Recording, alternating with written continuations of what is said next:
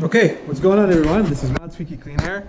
I'm playing with my trusty but rusty, I guess you could say, GoPro 5 Hero Black, which I bought like probably 3-4 years ago. I haven't used it, but now this will allow me to sort of have it on my head mount, and then I'll be able to talk about what's going on. So, what's going on? Very simple thing that's going on. Let me just turn this off. I'll put it away. Actually, I think we'll be okay. Attempting to reconnect. Well, it should be working. Camera off. What's going on? This is silly. Okay, I guess it is working and recording. But what happened is I kind of miscalculated because I did my fittings right underneath here. I don't know if you guys can see. They're on there. The problem is that with my subframe brace that I did in order to support the air suspension, I put a middle support brace in order to support it. Well, I guess you guys can tell that this middle support brace is getting in place of the fitting. So what I'm gonna have to do is I'm going to have to move this support brace and put it a little bit over here on this side, and then put another one over here so it's supported a little bit more in the middle. So that way it doesn't coincide with the fittings, so I'll be able to put them in. But everything fits nice. I had it in there. I did a test fit, which is good. I think what I'm going to do now is I'm going to start working on the wiring and wire everything up. Okay, so I'm really liking the head mount for the GoPro because it allowed me to work on a lot of the stuff, and I think maybe I should tilt it a little bit more, just a little bit better. I think so. Like this. I'm working on stuff. Yeah, so I'm able to sort of do it, and it's very easy. Okay, so I'm gonna take this out.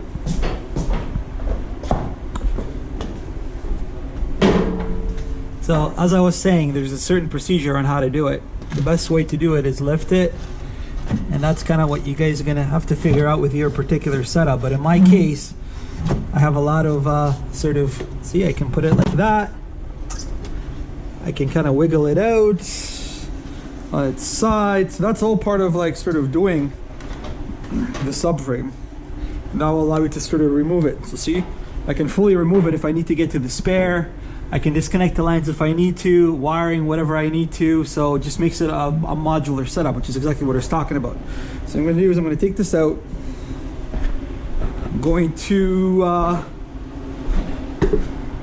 put it on here because I got the air suspension there, and I'm going to be removing the centerpiece. So let's get my trusty tools out. Yes, as you guys have probably noticed, I'm a DeWalt guy, and it kind of goes without saying that if you choose on a line, whether it's Milwaukee, whether it's DeWalt, or some of the higher brands, you know, you end up kind of sticking to it because of the batteries and because of the chargers and all that kind of stuff. So, but I just love DeWalt. DeWalt never fails. They're always strong tools. They work really well, and it works great. I was just watching some videos on YouTube in regards to the new batteries that are coming out for DeWalt. And traditionally, the way they do these batteries is they're little sort of rounded batteries. Imagine like AA batteries in here, and that's how this cell is comprised of. But the new power stocks that they're releasing in 2022, which I can't wait, it's going to set DeWalt ahead of the competition. You know, I really don't like Team Red here. Team Red to me is, I've had Milwaukee and they failed on me many times, so let's not even go there. I'm going to stick with DeWalt. But the power stocks is basically thin, sandwiched stocks of batteries that are going to be in there, or like a little sort of a flat cell phone battery that are going to be stocked in here, which are going to be a lot smaller, a lot more powerful and better. So keep seeing 2022 DeWalt is going to kill the game. I can't wait because I'm a DeWalt guy. But anyways, we're going to remove these. See, this is what I'm talking about.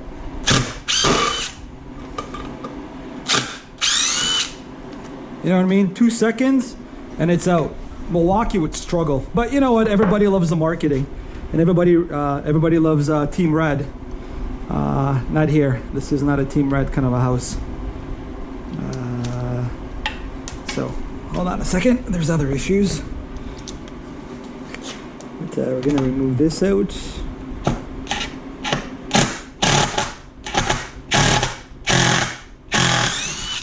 Bada bing, bada boom.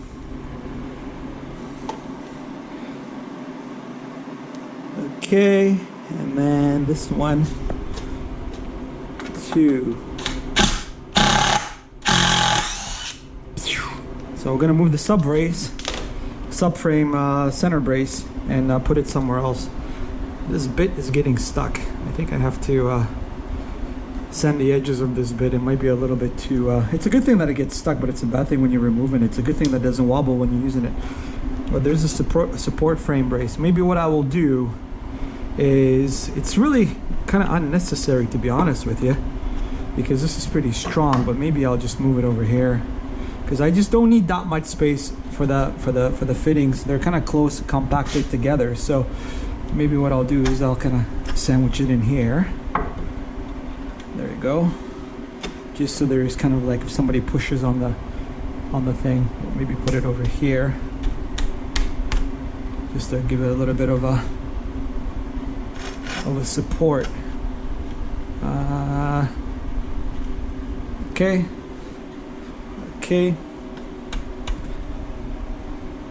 All right, seems to be pretty.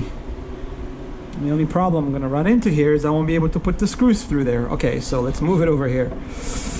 That way I'll have access to sort of putting in a screw. So let's put this on the bottom here. So this is kind of behind the scenes, you could say, that's involved.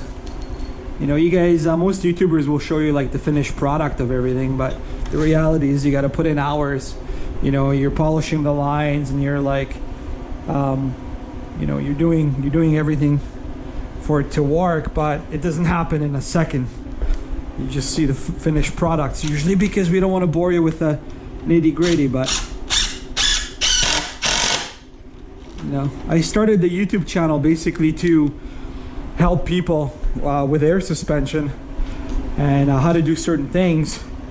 And to me, it's not all about fame or money or anything like that, because you know, I'm not driven to go on social for money. I'm driven for social, just to share my experiences with others. Whereas I find a lot of people start, you know, internet channels, and they start doing vlogs and all that stuff for money, I guess. Back in the day when people started doing it, it wasn't about money. It was just basically to share. But most people are driven to start these things for money purposes, but not here. So this, I think, will be okay. I don't like it that it wiggles. Maybe we'll put another screw. But it's just basically a support brace in there. So we'll put another one so it's a little bit stronger. I want to put it at an angle. And put it like that.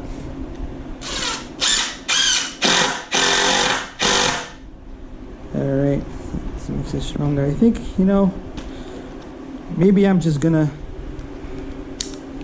leave one here.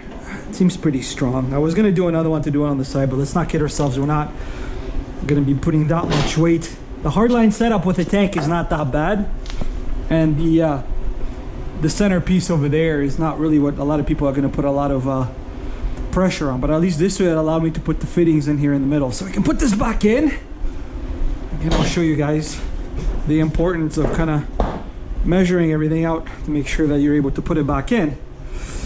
Or you know what, I'm not gonna take it, I'm not gonna put it back in, because I'm gonna run the ground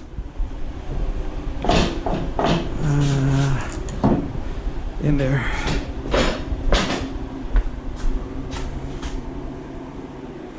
So my messy little place, let me raise up the car.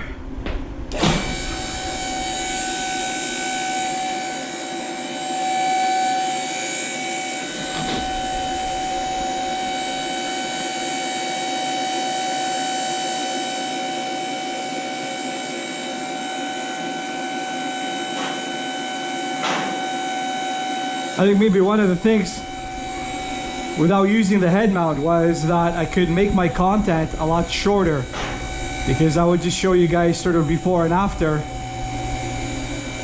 Maybe I'm gonna do that. I'm just trying something different right now because I'm utilizing the head mount, so I can show you guys how I work on the process. But at the end of the day, I guess if I capture the footage, I'm able later to edit it and remove certain things that I don't want. But it kind of gives you an idea of how like the whole process happens. You just don't see the before and after. But I might consider not doing that altogether, just because of the time it's gonna take. I don't want my vlogs to start being half an hour, just because you guys are watching me raise the lift for 10-15 minutes. I guess if you guys are bored and chilling, then it doesn't matter. You'll enjoy it and appreciate it, but maybe it's not entirely how I'm going to be running my content for now. But I'm raising this up so I can get I'll be able to move around. At the end of the day, it is a pretty big garage, but it is not a shed or like a huge, you know, ranch that some of you viewers in America have access to because of a lot of space. So I gotta kind of make do. It's not bad because I was able to fit 2 lifts in here, so that's a pretty good idea. I mean, this, you could technically work on the 4-post, but I choose not to because it's a storage lift. I do have jacks under. I have two jacks that I can lift up the car and work on it.